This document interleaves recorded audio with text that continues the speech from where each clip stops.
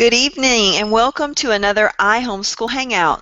I'm Jimmy Lanley, co-owner of iHomeschool Network and your hostess for tonight's Hangout. Our topic is multicultural learning for homeschool. We have a special guest, Kim Vidge, who lives in Florida, who's going to be sharing her experiences as a parent in teaching multicultural things to her children. And we also have two homeschool moms, and they're going to introduce themselves in just a second. And we have our wonderful production manager, Marlene. So thankful Marlene's here tonight because she's been feeling a little under the weather. So big sacrifice for her to be here with us tonight. If you're on the event page and you have any questions or comments, please feel free to leave those and Marlene will be bringing them in. We're really happy to have you. Some of you I know are watching live, and many of you are going to be watching via YouTube, and some will be listening to the podcast. And so we are really appreciative of your spending an hour of your time with us today. I'm going to go ahead and let our special guest, Kim, introduce herself. Kim, tell us about yourself and where people can find you online. Well, first of all, guys, thank you for having me here, Jimmy, and the ICE Homeschool Network. Just Thrilled. Thank you. I'm Kim Vidge. I blog at The Educator's Spin on It. It's a site for parents for educational ideas at home. I have 3 children. They're 4, 8, and almost 22. So I've been parenting for a long time, and I was a teacher for 10 years, and I've been at home now for about 8 years. So and have a husband from India. So that's part of why I dived into why it's really important to explore diversity with our children. It is. And so, Kim, would you say again what your domain name is so people can find you? Sure. It's called The Educator's Spin on It. TheEducatorsSpinOnIt.com. Yes. Yeah, great blog. I encourage all of you to check it out and subscribe. Now, Kim is not a homeschooler, but she's definitely an educator, and she is a stay-at-home mom. So there's a lot of crossover, and we can learn a lot from her tonight. I'm going to let Marie Claire introduce herself. She is also in Florida. Hey guys, this is Marie Claire Moreau. I am in Florida, and thanks so much for having me. The name of my website is Quick Start Homeschool. That's where I talk about my projects and what I'm working on. I also blog there about family parenting, homeschooling, and education, which actually to me are all pretty much the same thing. And I'm just so glad to be invited. I can't wait to hear what you guys have to say and see what I can add to it. Thank you. Oh, we're so happy to have you with us, Marie Claire. All right, I'm going to skip over to Tisha. Hi, I'm Tisha, and I blog over at Adventures in Mommydom, and I've got 3 kiddos, and the boys are 9, and my daughter just turned 8, and over at Adventures in Mommydom, I write about all of our hands-on homeschooling and how life is going and all of our various different crazy projects that I come up with as we're going through our schoolwork. Okay, thank you, Tisha. We're so glad to have you. Tisha's always full of creative ideas. I want to encourage all of you to go to adventuresinmommydom.org. Is that right, Tisha? Org? Yes. And she has the most fun blog ever. Best for last, Marlene. Hey guys, happy Thursday night. I'm excited to be here even though I'm not feeling too good tonight, but this was actually a topic I didn't want to miss out on. I'm eager to hear what the ladies have to share. You can find me blogging at adiligentheart.com. As Jimmy said, drop any questions you have in the event room, and I'm going to pull them in so these ladies can tackle them for you. Thanks, Marlene. All right, let's start with laying the foundation of why are we even talking about multicultural studies? Why is this important, and why should we pay special attention to it as parents and as homeschool moms? So I'm going to let Kim, our special guest, tackle this one first. Let me tackle it first, huh? I think it's a great question. I think we all kind of look at our families and wonder how much do we pack into our days at home, and with me, I'm packing it in after school too. Why? I think because it is a global world, and you can see right now we're all talking to each other from various parts of the nation. Tomorrow we might be talking with various parts of the country or the world, and so the older our kids get, the easier it's going to be to talk to anybody anywhere and really understanding their culture, where they're from, what it's like. A typical day here is not a typical day there. and just kind of exploring with our children all these differences that we have, and most important, similarities too. I think once you start and open up that window, it's really fun to kind of compare and contrast and explore with each other. So just understanding So where Kim, one my is. question. Mm-hmm. I'm sorry, there was a slight delay there. I'm so sorry. No, it's okay. Were you done? I'm good. I'm sorry. So my question for you then would be, you told me that you are married to a man from India, and so people might think, well, it's obvious why you would incorporate multicultural studies. I mean, you've got a multicultural family, but what if someone's family isn't multicultural? Maybe if they're Right. monocultural, why would they need to incorporate this into their studies? I think, I had the kind of advantage of being in a classroom and pulling together kids that had so many different backgrounds. But you'll find it at the park. You'll find it with your community, maybe your co-op. You want to be able to have your children kind of identify with others that are having different backgrounds than you. And let's be honest, all of us are not from here. All of us have family members tied to another country if we start tracing our ancestry back. And that's probably a great way to start as a homeschool parent. Just start with your family. Where's that core? Where did we come from? Knowing everybody's background will really start to open windows. For me, it did start just, I was very sheltered as a child. I didn't explore very much, and married my husband, and all of a sudden, like, the curtains lifted, and I thought, I have no idea about the world. I need my children to know more about the world so that where their future brings them is a little bit more. My son was even considering taking a job teaching English in another country, and I thought, how cool is that he'd be willing to explore that. And I think had it not been for me kind of starting those foundations early, he would never have even considered it. So That's I a think great point. at some point we're all going to want to know more about the people we're around. Your child might ask a question. Here's a simple basic one. My family happens to be Indian, which also brings in another language, but also another religion. But knowing why on earth do we have lights on our house in October or November, whenever Diwali is, it's just knowing about the differences that we have through religion too, and that is part of the multicultural studies too, is religion, and just exploring it a little bit so we understand where it's coming from. Yeah, fantastic. Okay, Tisha, I know you had some thoughts on that. Well, I think we do a big disadvantage to our kids if we don't teach them about other cultures, because we don't live in a world anymore where we can just worry about the United States, because everything is so interconnected now. Right now we've got things happening in the Middle East that are affecting our economy here. There's things that are, when we had the tsunami that hit Japan a few years ago, that affected us. Everything is affecting everyone else so much more quickly because of the rapidity of how information travels and things like that, and also because it affects our history. It affects who we are as a people. Why do we celebrate Christmas the way we do? Why do we have some of our traditions? Why is the United States the way it is? And if you look at some of the countries that helped found the United States, oh, that's why we got this tradition. Oh, that's why we wear these outfits. And so it's because we need to know it. And also, it's fun. I'll just say that. It's fun to study it. That's just one of my reasons. I agree with you, Tisha. That's so fun. It is fun. Yes, it is. Marie Claire?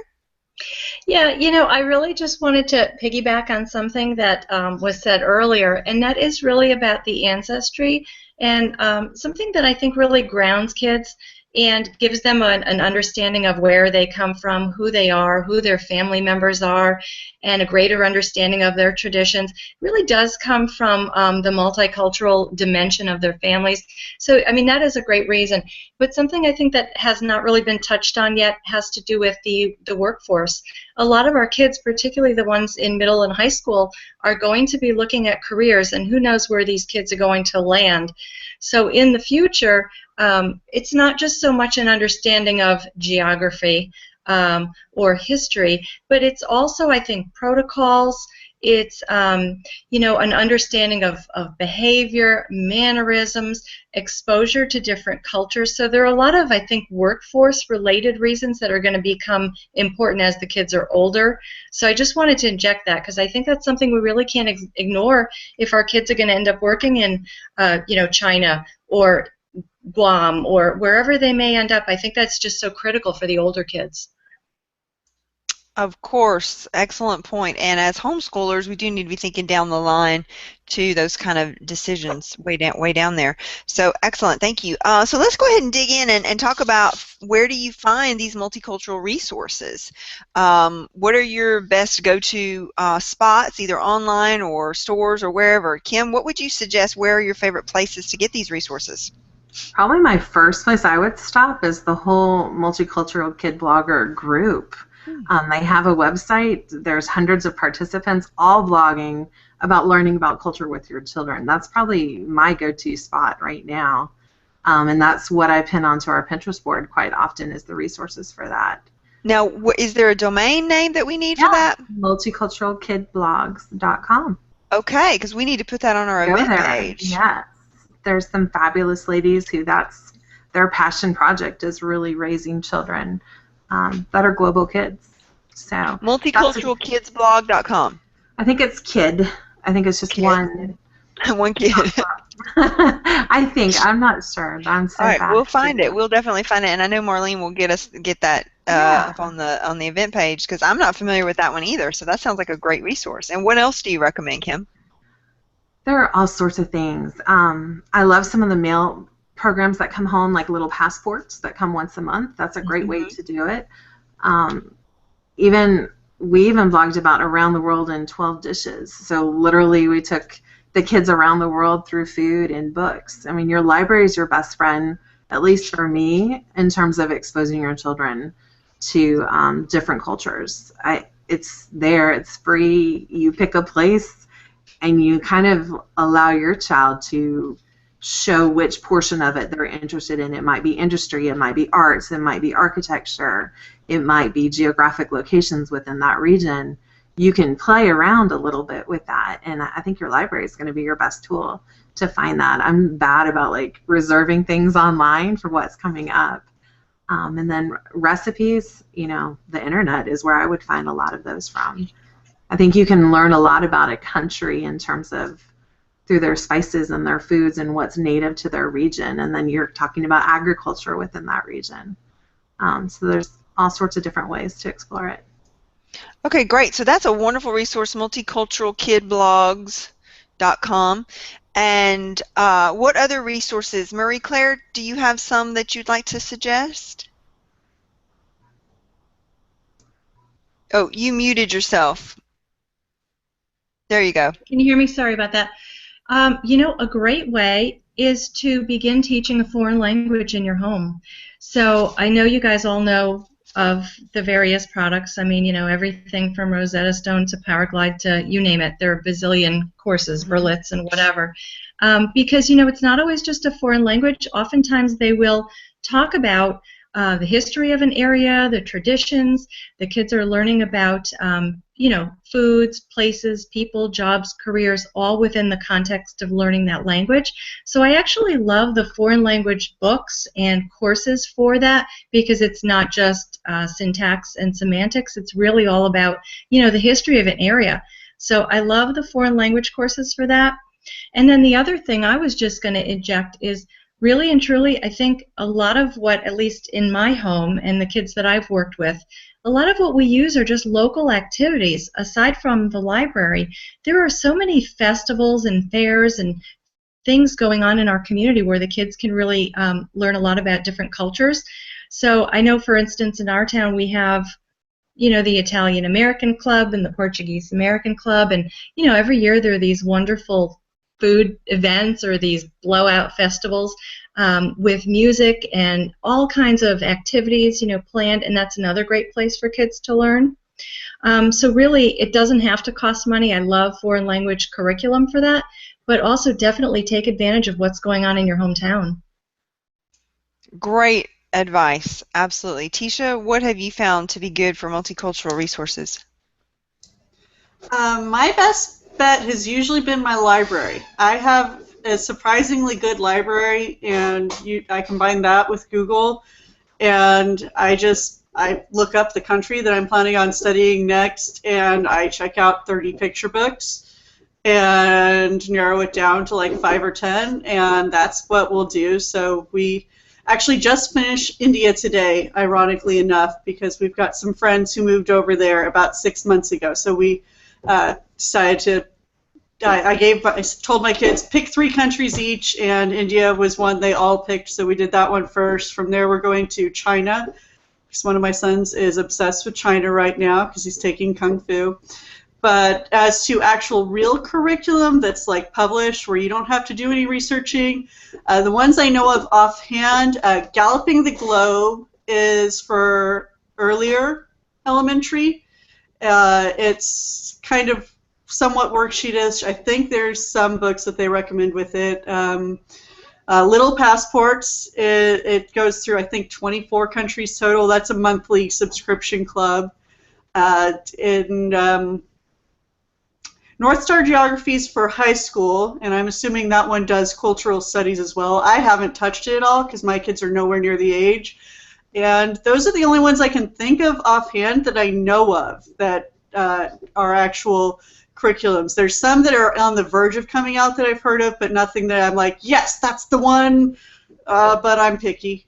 And I don't like worksheets. So well, you know, as we were saying in the green room before we started, you know, it's such a broad topic, multicultural. I mean, you're talking about the whole world, that there really isn't a curriculum that could cover everything. And so it seems to be one of those topics where it really lends itself to kind of going with the flow and seeing what's at your library and what's in your local community and just piecing things together and going with your natural interests to make it happen. So, yeah, that's a good point.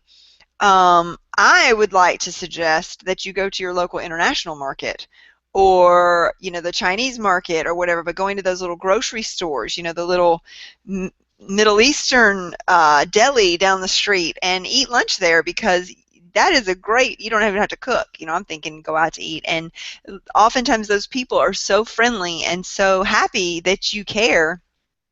We had a great experience like that one time going into a restaurant. It didn't even have English on the menus. And it was a real learning experience, I will tell you. And we had a lot of fun. The people treated us like we were, you know, guests in their home almost. And it was a lot of fun. So one thing I would ask is, Kim, I know you have more to share on this, but how do you get over maybe that feeling of awkwardness? Because I know sometimes I'll see events in my community and I'll think, oh, that'd be cool, but, you know, I'm not one of them. Will I be out of place, or will I look weird if I'm, you know, at this festival and I'm not like them? Is that going to be a problem? Anybody have any helps to help me get over that? I mean, my tip would be to jump in and have fun with it. Typically, they're thrilled to the moon that you're showing an interest in what they're doing, and would love to talk. As you said, that was what I was going to say, is restaurants are great, local grocery stores are great, and they typically, as you walk in, have flyers on the door inviting you to the upcoming whatever celebration. And one more thing is, look at your local college. A lot of times they'll have cultural groups that are hosting events, and they want you to come and see them perform, and you know, it's their way of carrying their culture and sharing it with all of us. So, but there is that awkward, like, we'll stand out feeling, and it's normal. It's okay, but the more you do it, the easier it gets, and the more comfortable your children will feel. And honestly, that's kind of the point of why we're doing it, is so that when our children are adults, they don't have that feeling anymore. We're all part of this huge salad bowl of life, and it's fun, and we all bring our different tastes to it, and that's what makes us great. And also, Marlene, I don't know if your area has it, but we also have multicultural festivals here.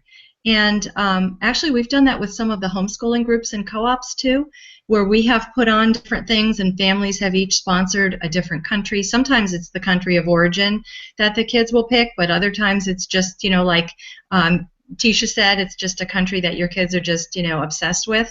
So multicultural events, or host one with your homeschooling group or your homeschool co-op, where you guys get together and kids can each pick a country and, you know, feature a tradition, a custom, a food, maybe a little tidbit of information or a craft or something about it. That's another way. And then inviting the community to those things. So it's not like you guys are going out and feeling awkward at an event. It's more like inviting the community in, and it just becomes a big multicultural festival. So I just wanted to throw that out because I know when my kids were young, we really, really enjoyed that. And they learned so much just going from table to table or booth to booth about all different countries. It was such a great mix of people all in one space. That sounds kind of like a geography fair, Marie Claire. Yeah, I mean, it could be a geography fair. You know, we've done it actually in two ways in our town. We've done a holidays around the world where it was focused on, you know, Christmas or whatever. Holidays were being celebrated in the different countries. And we've also just done it as a generic international fair. And, you know, again, you guys decide what you want to do, but I just think it's a great way to kind of invite the community in if you're concerned about that feeling of going out to, you know, and just feeling awkward or out of place. I love the international feel of it. And I also think that YouTube can be your kind of favorite friend in this way too. You can kind of take a virtual field trip and visit different countries that way too. So that can be a great resource as long as you kind of pre-screen it beforehand. That is a great idea. Fantastic. And I know there are also a lot of language learning sites, once a child has some language, where you can interact like we're doing here in a live chat function and using some of your language skills. Now, obviously, that would be older kids and supervision and everything, but, you know, it is an option. So we've talked a lot about community events. Let's talk a little bit more about the kitchen. I mean, we mentioned getting recipes, but did anybody have any other thoughts on using the kitchen to explore the world? You want me to start maybe? Yeah, sure. I'll just jump in. I think that's probably the funnest ways to plan it out with your child and come up with, you know, you have to research what's native to that region, what spices they're using, specific dishes that have been passed down from generations. It's like a whole research project with your child, and they learn so much, especially like foods that come from that region. And then just having them prepare it with you is like just hands down, you're incorporating literacy, math, science, and then social studies all into one lesson. So I think that's probably the funnest ways as a family that you can do it together. We've done it where a family will host one country, and then a month later, another family hosts everybody at their house for that country, and we kind of travel. You know, you have that group of people you typically school with, and that's how we've done it, and it's been really fun.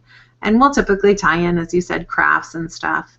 So that's always a fun way to do that. Kim, do you have any blog posts about this kind of an activity? We do. I think we've at least got 20 of them. We went around the world twice in 2 years, so there's got to be tons there.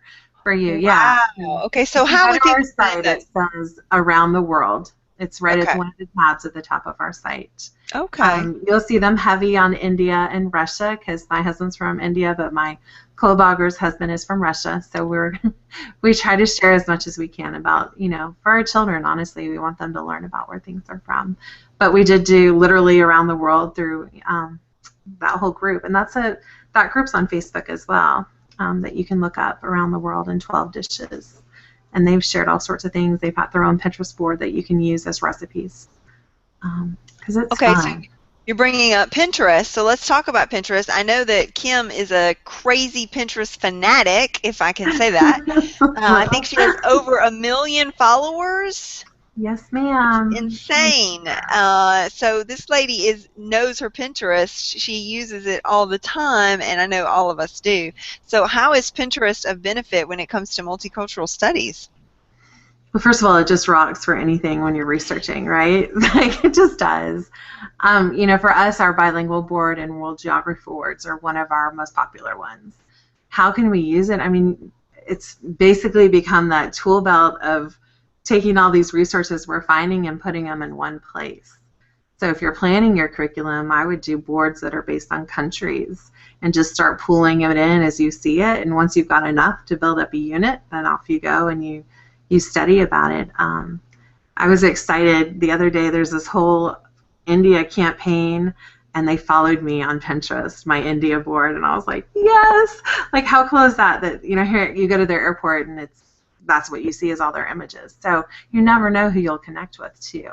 So that's the advantage, right? And you know, most of these like Little Passports has some amazing Pinterest boards. I just worked with them last month, and definitely if you're not following their boards, that would be one of the boards I would start to follow is Little Passports, because they've got it for each of the countries they cover. And but I think because Pinterest recently changed to their smart feed, words are so much more powerful to search for on Pinterest, so you can very easily find the things you're looking for and not spend so much time there. So definitely, it's one of my favorite tools.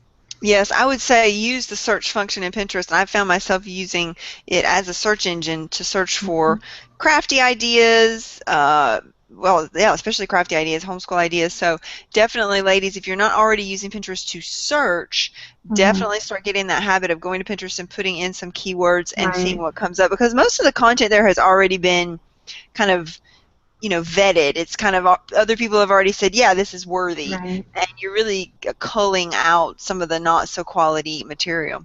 One quick time saving is if you're looking up a country, don't look up pins, look up a board, because other people have already done that study for you, and it'll pull up like 20 boards that somebody's already pinned content. That's a time saver for you.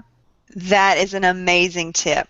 Search for boards, not for pins, because it's going to save you time. Brilliant.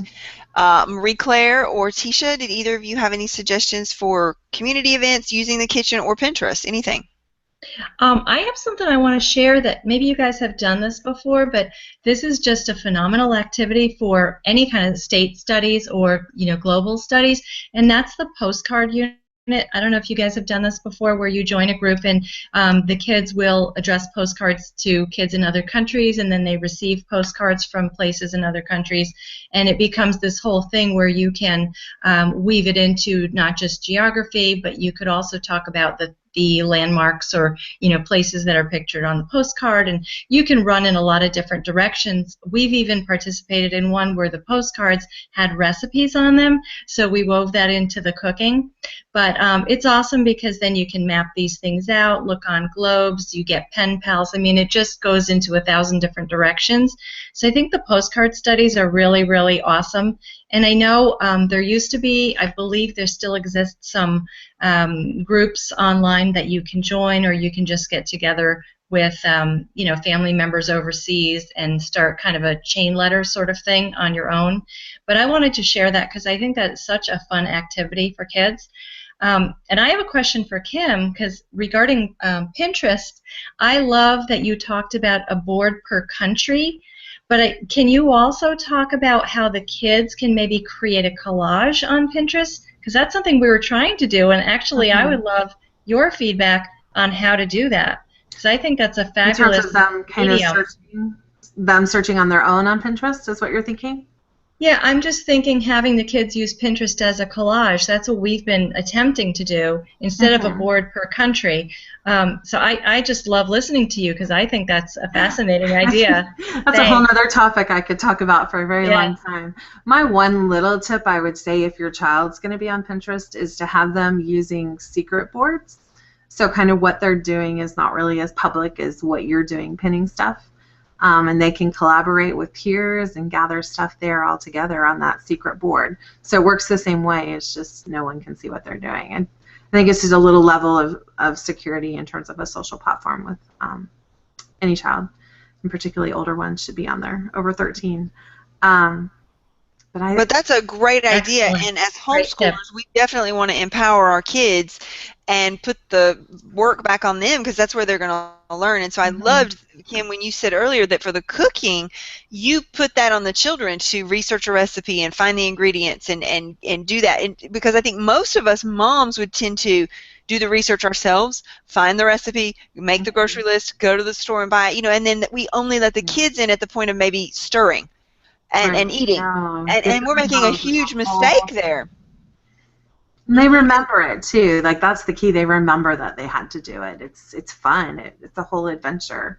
Yeah, that's a huge mistake I think we make as moms, because we want to be these perfect homeschool moms and create this perfect activity, and in fact it would be more beneficial to let the kids take more ownership. And I think, Marie Claire, it's a great idea to let the kids pin recipes. You can say, okay, I want you to have this India recipe board and start pinning recipes, and then we'll go through and pick out 4 that we're going to make. So it's an excellent idea, and yeah, it could be secret so that other people can't see it even. So it's a great idea.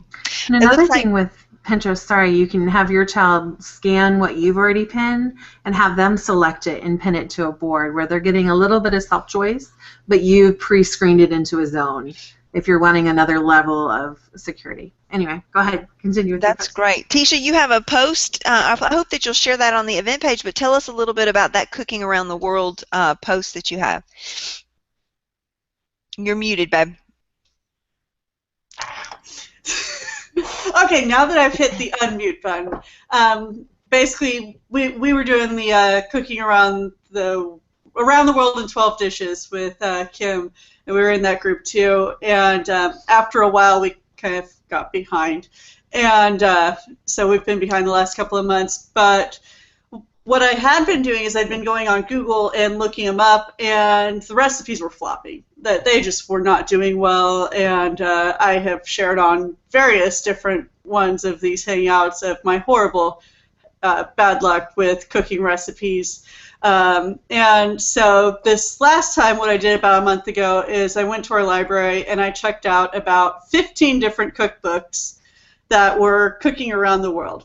And so I found about 4 of them that I really liked, and one of them I've kind of rechecked as many times as they're letting me. And so we're going to be, and what I particularly liked about that one, and it's in the blog post that I'll stick in there at some point, is it's got not just recipes for different countries, but it's got kind of a multicultural one where it's like do an ice cream social where here's toppings from around the world. So doing pineapples or mangoes or things like that, so you can try different toppings that you wouldn't have thought of as a way to learn around the world and try different spices and things like that, which I thought was a really interesting idea of, oh, let's do different desserts around the world. So we are going to be later this week, as soon as I buy more coconut, because we used it all making Christmas cookies, we are going to be making our India meal, and it's got like ideas for coconut macaroons and some kind of special flatbread that I don't remember the name right now, and chicken curry and all of these different things that you're going to create some kind of salad bar. It's not a salad bar because it's not salad, but it's like a sandwich bar or something for an Indian meal that I'm really looking forward to. Other than the fact that I don't have good luck with curry, I don't really like it. But I'm looking forward to the rest of it, especially the coconut macaroons. But so there's a lot of really good cookbooks that you can look up that have a lot of suggestions for recipes that the kids can cook. A lot of them now, it may be something as simple as getting fruit, a special fruit, and slicing it, but that's still getting your kids in the kitchen and getting them started. So it's a lot of fun to do. Well, and if you took a trip to that international market to find that exotic fruit, that whole experience is part of that. And while you're in the market, you're probably seeing another person looking at it, and you can ask them, you know, hey, tell me about this fruit. So, yeah, you got to get over that scaredy cat. You got to be bold and yeah. We went to the Chinese market when the kids were young, and they freaked out at the big, like, 20-foot tall column of catfish swimming up and down, and they were like, whoa, what are they there for, and why do they have all these fish, and then they were complaining because it smelled different, because there's a lot of very, very fresh food there. It was hilarious watching. They loved the teapots, though. That was really fun. That's a great idea, and it's free, folks, so go to your international market field trip. You know, it can be very low cost. Marie Claire, what else did you want to share? Yeah, you know, I just want to throw out this idea of working with children of different ages. This is really an awesome project for working with the whole family. I don't know that we've said that yet. Maybe I missed it. But what I love is that when you get involved in multicultural, there is something for every child at every age to do. I mean, younger ones can be working on a craft or a cooking project, and the older ones could be studying history, and the even older ones could be looking at government and, you know, the civics aspect. So there are just so many things that the families can do together. So I just want to make sure that our listeners are, totally loving the cooking and all of the different things we're talking about for maybe the younger students. Not that the older ones don't love cooking, but I'm just saying that it's a great project for the whole family to get in on, where you can really customize it depending on the ages of the kids. And that's what I especially have always loved about doing the kind of international, because there's really something for everybody, even all the way through high school. Because when you do get into the history of different countries and you get into the systems of government, this is stuff that, this is big time learning for high schoolers, and you could totally award credit for it as well. That's a good point. Marlene, I noticed that Tina had a really good suggestion on the event page. Could we bring that in? Yeah, she sure did. I have it pinned right here. All right. Okay, so Tina said to do a roundup of travel brochures. She says they're colorful, have tidbits of information, and not too overwhelming with information when learning about a new place.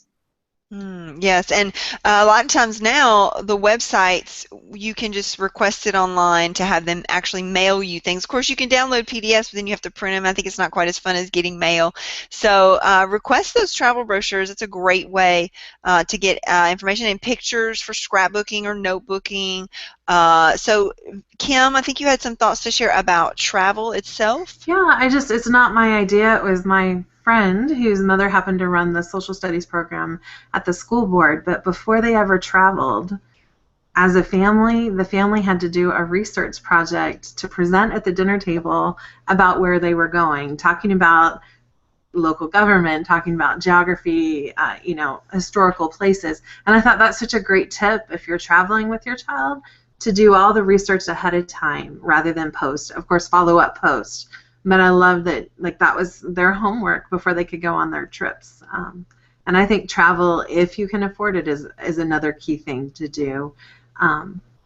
It's important. Well, yeah, I mean, there's no substitute for actually seeing and experiencing things. But knowing what you're seeing before you get there is so important. It really is. And if you can't go, you can invite people to you, making friends of other cultures, inviting them into your home and sharing meals with them. Those are great ways to learn. So we're starting to wrap up our hangout today. I know we've shared a lot of great information, tips, websites, ideas, and I want to encourage everyone, if you missed any of these resources that we shared, any of these websites, come on over to Google Plus and look for this event. You can search for it.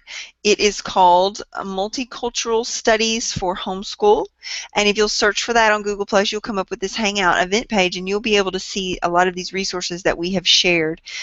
Please go to theeducatorsspinonit.com, where you can find Kim Vidge, and you will find a wealth of resources, and her Pinterest boards you will definitely want to look up as well. Be sure to use her Pinterest searching tips when you're looking for these great recipes and multicultural ideas. Thank you all for spending this time with us, and we hope that you will subscribe to our YouTube channel, iHomeschool Network, and circle us on Google+, and subscribe to our newsletter, and that way you will be abreast of all of our upcoming events that we'll be having in 2015. I want to give a special thanks to Kim for spending the evening with us. Kim, thank you so much. I want to also thank Marie Claire and Tisha, and of course my production manager Marlene. Thank you all so much for spending this hour with us, and if anybody has any additional questions or comments, we can keep the conversation going on the event page on Google+. So for now, ladies, you can all say goodnight. You can unmute yourselves if you want and say goodnight. Good night, you guys. Everybody. Thank you so Good much. night. It was great talking to you. Bye-bye. See you next time. Bye-bye.